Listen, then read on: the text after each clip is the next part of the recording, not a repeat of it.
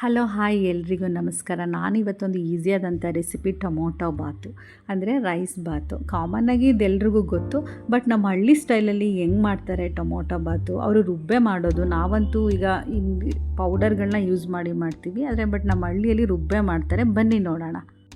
ಇವಾಗ ನಾನೊಂದು ಪ್ಲೇಟಿಗೆ ಎಲ್ಲ ರೆಡಿ ಮಾಡಿ ಇಟ್ಕೊಂಡಿದ್ದೀನಿ. ಮೆಣಸಿನ್ಕಾಯಿ, ಶುಂಠಿ, ಬೆಳ್ಳುಳ್ಳಿ, ಕೊತ್ತಂಬರಿ ಸೊಪ್ಪು, ಚಕ್ಕೆ, ಲವಂಗನ. ನಾನು ಇದನ್ನು ಇವಾಗ ಅದ್ರ ಜೊತೆಗೆ 2 ಟೊಮೊಟೊನು, ಇದು ಇಂಪಾರ್ಟೆಂಟು, 2 ಟೊಮೊಟೊ ರುಬ್ಬಕ್ಕೆ ಹಾಕಲೇಬೇಕು. ಇದೇ ಟೇಸ್ಟ್ ಕೊಡೋದು ನಿಮಗೆ.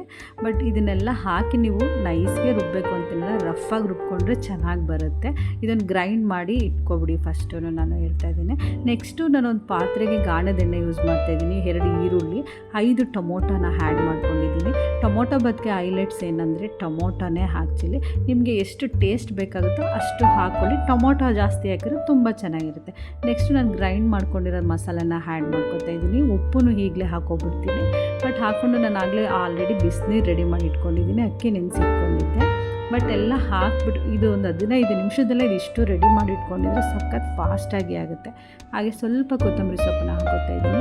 ನಮ್ಮ ಹಳ್ಳಿಲೆಲ್ಲ ನಿಮಗೆ ಗೊತ್ತು, ಎಲ್ಲ ರೀತಿ ಸೊಪ್ಪುಗಳು ಹಾಕ್ಕೊಂಡು ಏನು ಮಾಡಲ್ಲ, ಎಲ್ಲ ಸ್ವಲ್ಪ ಇಂಗ್ರೀಡಿಯೆಂಟ್ಸಲ್ಲಿ ಅವರು ತುಂಬ ಟೇಸ್ಟಿಯಾಗಿ ಮಾಡ್ತಾರೆ.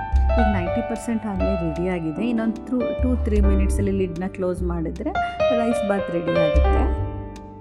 ನೀವು ಸರ್ವ್ ಮಾಡ್ತಾಯಿದ್ದೀನಿ ನೋಡಿ, ತುಂಬ ಚೆನ್ನಾಗಿ ಬರುತ್ತೆ. ನೀವು ಒಂದು ಸಲ ಟ್ರೈ ಮಾಡಿ ನೋಡಿ. ಇದು ನಮ್ಮ ಹಳ್ಳಿ ಸ್ಟೈಲ್ ಟೊಮೊಟೊ ಬಾತು. ಯಾರು ನನ್ನ ಚಾನಲ್ಗೆ ಸಬ್ಸ್ಕ್ರೈಬ್ ಆಗಿಲ್ಲ ದಯವಿಟ್ಟು ಸಬ್ಸ್ಕ್ರೈಬ್ ಆಗಿ. ಹಾಗೆ ಕಾಮೆಂಟ್ ಬಾಕ್ಸಲ್ಲಿ ಕಾಮೆಂಟ್ ಮಾಡಿ ತಿಳಿಸಿ ಹೇಗಿತ್ತು ಅಂತ. Thank you.